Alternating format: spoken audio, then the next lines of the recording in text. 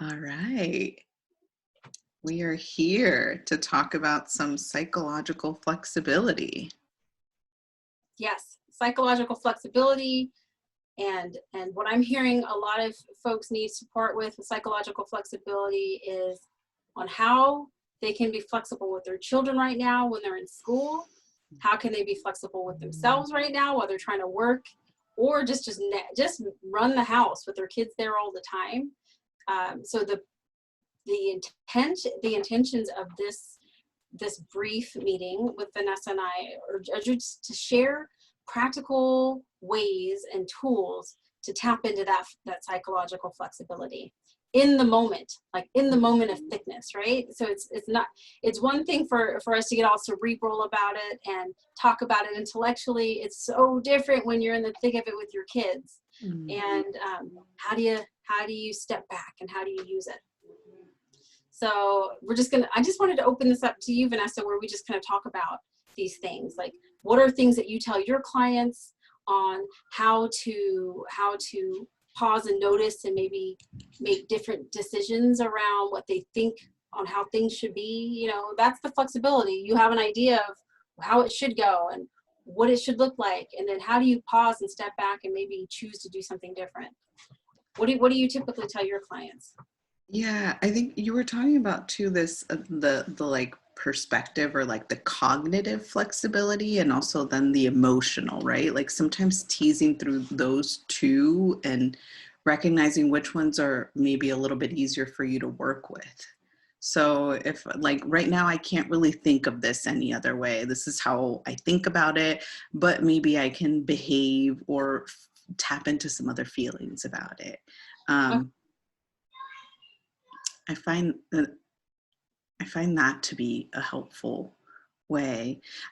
Sometimes when you're really when they're really in the, like you said, in the thick of the feeling, it feels there's that rigidity that comes up, and um, and it's like a stonewalling. Like there's no way I'm going to be able to be any different, feel any differently, think any differently about this.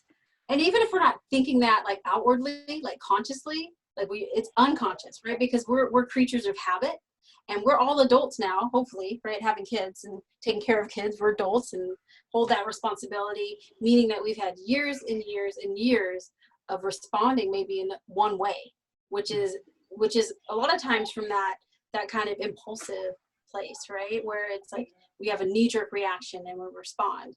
And so it may sometimes work out for us to respond that way, and other times it may not, right? Like yelling sometimes may work. One time you're like, I didn't have to yell that much. And then from a behavioral standpoint, like a kid challenges that yell, so that means you yell a little bit louder, and then the next time a little bit louder. I mean, it's just strictly like the science of behavior.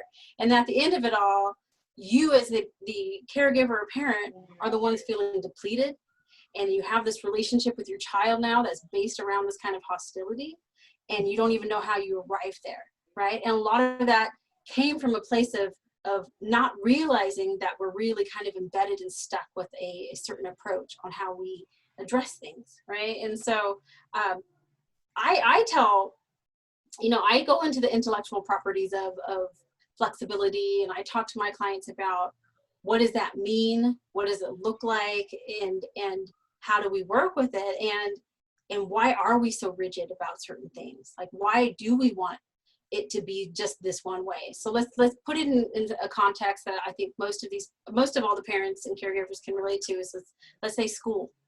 So I'm in the thick of it as well with Alana, my daughter Alana, and I feel significantly better when all of those little boxes are checked. Like I'm done with all of her schoolwork, and then I can feel like I can move on with my day, right? So I'm already kind of set up in a position to where, okay, if those boxes aren't marked before my session at 4:00, right? What does that mean for me? All these feelings come up for me, right? It's like I feel the resistance. I feel my body tightening up, and I feel nervous for some reason, and I don't even know where it comes from. nor do I need to dive into it, right? I just notice it because I've been practicing the mindfulness, and I know when things happen. Doesn't mean I made a decision to change it. I just notice that this is a strong force of energy that just came up for me, of uncomfortable uneasiness. Now, to be flexible, I make a choice to dive into that uneasiness, right? Because if you avoid the emotional hard, you can't be flexible. You're going to go into an impulsive, real conditioned place, right? And a lot of times those conditioned places are based off fear. They're based off of like an adrenaline rush, like stress hormones, because that's what happens. So that's the first step in flexibility, in my opinion, is can you practice enough mindfulness that you even notice that you're starting to go there? Like, how can you change something if you can't even pause and notice it? Like, how do you choose to do anything different if you can't pause and notice it? So And that's one thing. yeah, and I think people misconstrue that as like their own coping, like they're getting through it by avoiding it or by denouncing Yeah. it. Like if I don't acknowledge it, it's like it's not there really. And it's so there, and it comes up in other ways, right? It comes up in all these like these unfortunate ways, right? Unrelated to even like the situation that you're avoiding, right? But so when the uneasiness comes up, like the more we can normalize the sensation of uncomfortable and what we call so-called negative feelings, the easier it's going to be to make choices to be flexible with our choices or with our decisions. Because if not, we're just going to kind of go on autopilot and just do what we know, because what we know is more comfortable, even if what we know is harsh and ugly when it comes to engaging with our children. And there might be some gratification in, well, I got it done on time, right? I got all these assignments done. Like I could have been like, well, I got all those assignments done by 4 o'clock today, which was my goal, but at what expense? At what cost? And that wasn't flexible at all, right? And I literally work at it every single day on how can I be flexible. And I've noticed as I've been practicing it and living it, it's starting to show up in more natural ways. Because going back to the behaviorist in me, like we're retraining the brain, we're retraining our neurology on how we learned something. We're retraining our learning history. And that's how you change habits. And so I know this isn't probably what some of the parents want to hear, which is like, just tell me what to do in the moment. Well, we can get into that a little bit too, but I think more importantly, let's get into the mindset to get more flexible so that in the moment, we're not suffering as much as we're trying to like learn with our child, right? There's that concept of like co-regulation, right? Regulating yourself as your child is regulating themselves. And I don't know, just even like modeling that in front of your child, that you can be flexible. And I mentioned this earlier in the recording, in that meeting I did earlier, like modeling how to be flexible, even in these minute ways, make a world of difference. That's their learning history that you get to contribute to, that you get to influence. And then when they grow up, you get to see some of that stuff come out. And you're like, I actually taught her that, or I taught him that. And I can say that because I see that with my 21-year-old. Some of the stuff actually did stay. Now, I had to let go when I was teaching it to see like on the outcome, because they can choose whether or not they're going to learn from it or use it. But that's the best we can do, is just hope, that what we give them is going to be useful later. So that's where I would start with flexibility, just like really trying to get into the act of mindfulness. If you don't know what mindfulness is, reach out to me, reach out to Vanessa, right? Reach out, like look it up online. It's everywhere. It's like a buzzword now. So because it's so potent and so powerful, and the research and all the science is supporting how there's so many unspoken benefits and spoken benefits of mindfulness. Yeah, I think one thing that often comes up is like people say, I want to feel differently about this, or I want to think differently. And then even in session, it will come up that like any kind of way that anything we I might bring up, it's like immediately kind of challenged and they're like batting it out. And that's why that mindfulness piece is so important, because even if Mm-hmm. you can recognize, hey, even though I want to change, I'm having a really hard time and I don't want to accept any other kind of new way to look at this. I don't want to accept Yeah. that there are these other maybe more positive feelings that are also there. Yeah. And I But think I, the sooner you can embrace the hard and the negative feelings, like instead of batting it away. And a lot of times, some people don't bat it away delicately. They're beating it with a baseball bat because they want to avoid the emotional hard so much, because there's a vulnerability in going there with the hard feelings, right? Because it hurts. And so, creating a safety within yourself to be able to embrace it really helps the mindfulness be more effective. Mhm. So, so once someone is like in that place and they're starting to be mindful and they're noticing that they're batting it away, and then they kind of take a step back and they say, I notice that I'm batting that away. And then you take a step back and you say, hey, the self, I notice that I'm noticing that I'm batting that thing away, right? That's an intervention on how to be flexible, right? Because you're starting to kind of like step back from it. And again, it I'm not guaranteeing what your behavioral choice is going to be afterwards, but you get to be you get to steer that wheel this time, right? It's not your impulses, it's not your learning history, it's you kind of noticing and getting to make a choice for yourself and for like your child, in that situation, like if it's for school. So if we're going to get outside of just the kind of that cerebral prior mindfulness and be noticing, let's talk about maybe someone's already there. What about making the choices to get there? What kind of choices can they make? Like, what are some choices you can think of off the top of your head, Vanessa, to That be you can flexible? make that are towards being flexible. Like now that you're like, maybe they're already there. Like maybe that individual is already like mindful. Like I practice enough mindfulness that I notice it, right? And Hmm. I might notice it and then say tomorrow I'm gonna do it differently, right? So now Hmm. what would you say to someone who's saying, okay, I want to do it different. What can I do? We get into specifics. Yeah, What are you gonna do? what are you gonna do? What are Because you that's gonna what do that's differently? that's what parents want to they want something like, okay, mindfulness is all great, but that's a slow burn sometimes, right? What can you do Yeah. right in the moment? Yeah. And then so in the moment I'm my immediate reaction is I'm angry and I want to be flexible and I want to flex into another feeling like this Hmm. kind of thing. What do I do there? Yeah. What do you do Either there? Yeah, either I reorganize my expectations for myself or my expectations for this task. I'm sitting down and I'm trying to get my kid to do X, Y, or Z, and it is not working. So that's the foreground is mindfulness, right? It's like I'm Hmm. noticing it's not working, right? Hmm. Rather than just trudging through, we're gonna get this done. And for me, I do a lot of like forgiving, right? Like Yeah.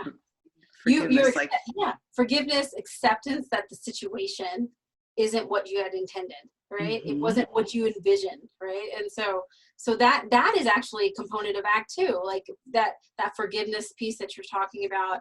It's a matter of being compassionate with yourself. It's a matter of being compassionate with your child and hmm accepting that, okay, my vision did not come to fruition, and it is okay for it not to, because then I can make a different choice now. Versus it didn't happen, so now I'm gonna like force it to happen, and even if that makes this an extremely tense situation, and the rest of my day is shot because I'm drained over it, right? That's not flexible, right? So accepting it. So being mindful, noticing, that's one thing that we talked about. And then you mentioned like the acceptance, forgiveness piece. And then you said reorganize. So reorganizing your thoughts on like, okay, what are my choices at this point now? How can I reassess, and how can we kind of move forward now that this isn't working? And sometimes that's not easy either, is it? Like, No, it isn't. And I have to so, have like back pocket, like especially when it comes to like for me academics, like I go to like one simple phrase, which is like I want my child to love learning.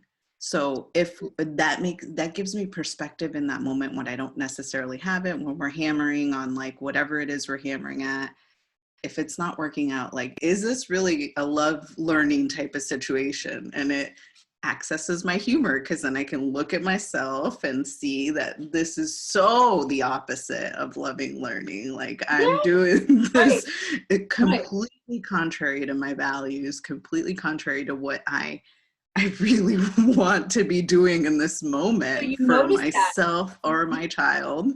Yeah.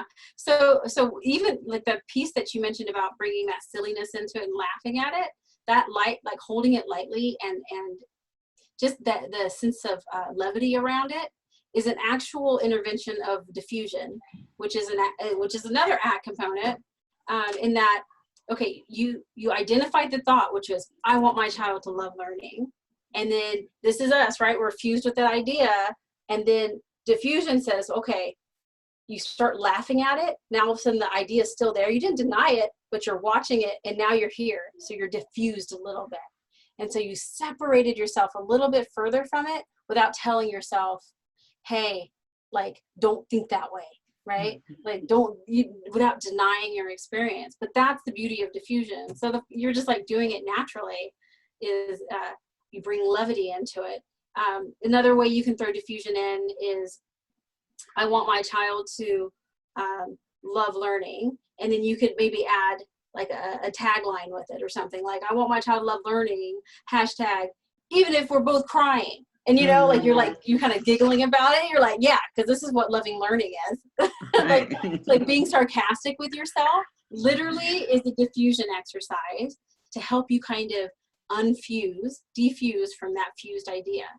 Yeah. Yeah. I So, use a sarcastic tone when I do that. yeah. Oh yeah, of course I want it. Yeah, and Yeah. it Yeah. always does Yeah. that thing where it's like that's pointing Yeah. out a very obvious flaw in the way that I'm carrying this out right now.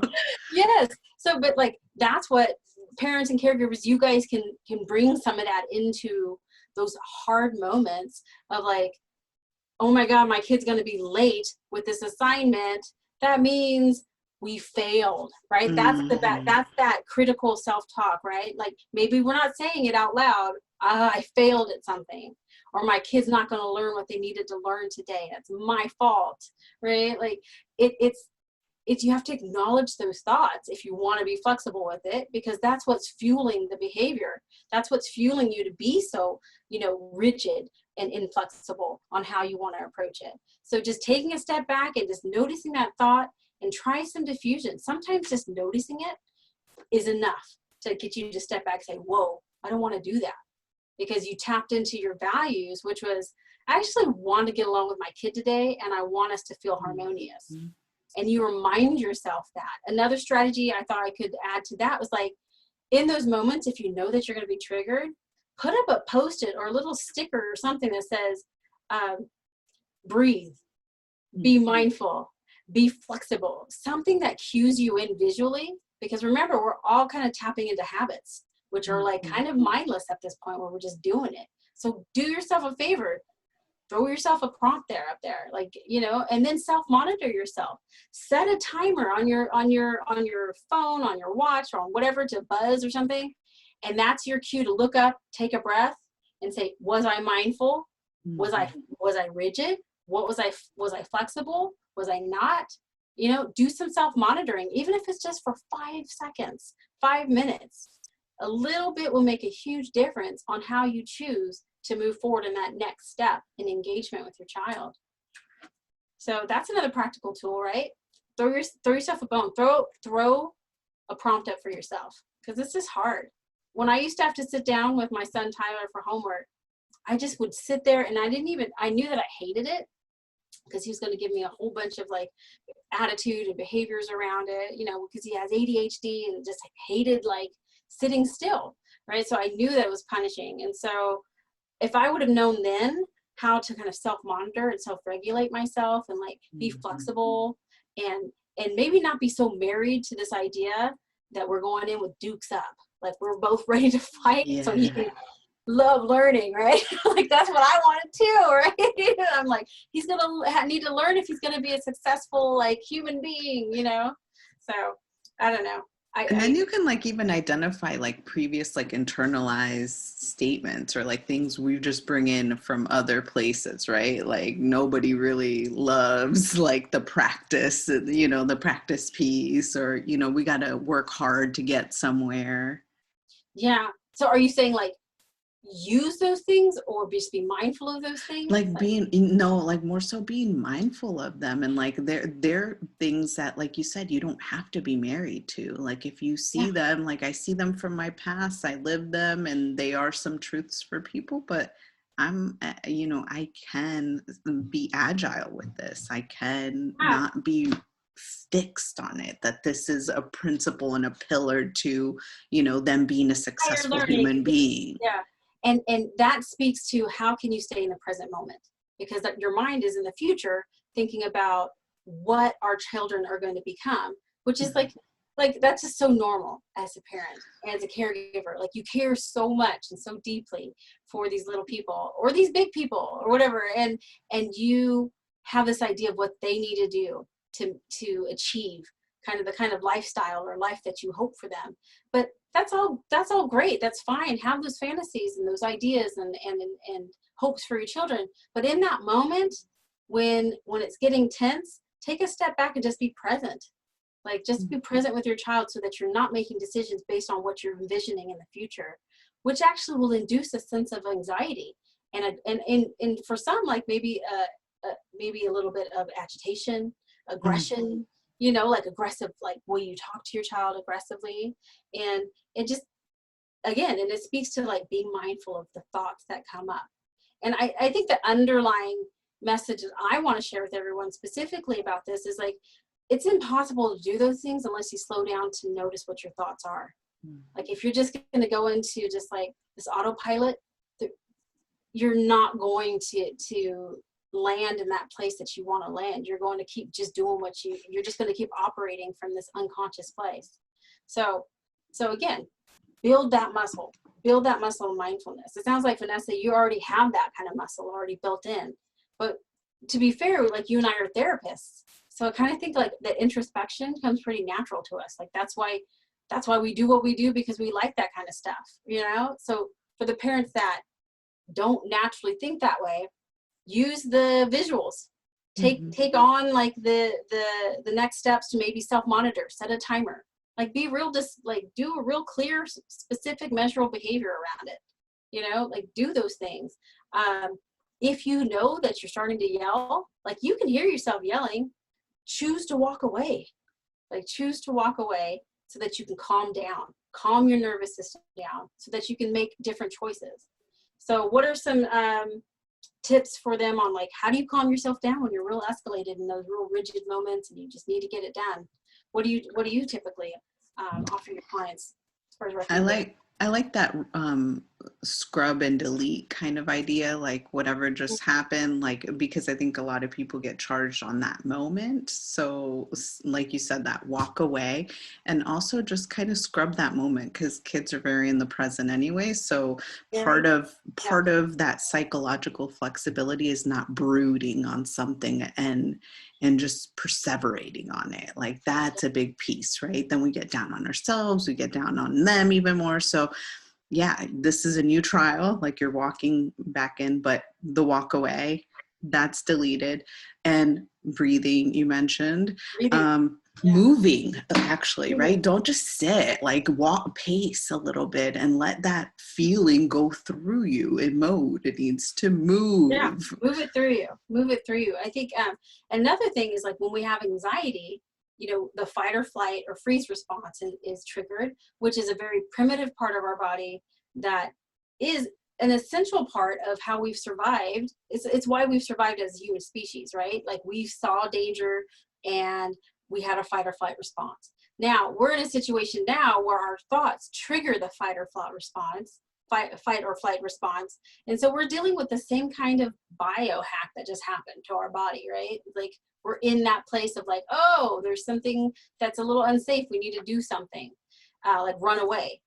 but there's not a lot of cognitive thinking, right? It's just getting away. So if you need to get out of that fight or flight response, and you'll know if you're in it, if your muscles are tight, right? If you notice that you're clenching your jaws. So here's some practical, things that you can work on and notice to be flexible. If you notice that you're breathing harder, if you notice that like after 10 minutes your shoulders are aching, well, that's because your muscles are contracted because you're in a fight or flight response. And it sounds silly, but it's triggered from something as simple as like, a school situation, but it doesn't matter. It is what it is. Our body just responds as it does. So rather than judging it and dismissing it, just go ahead and like you said, move enough to where you burn off that extra cortisol, that extra, adrenaline, all those stress hormones.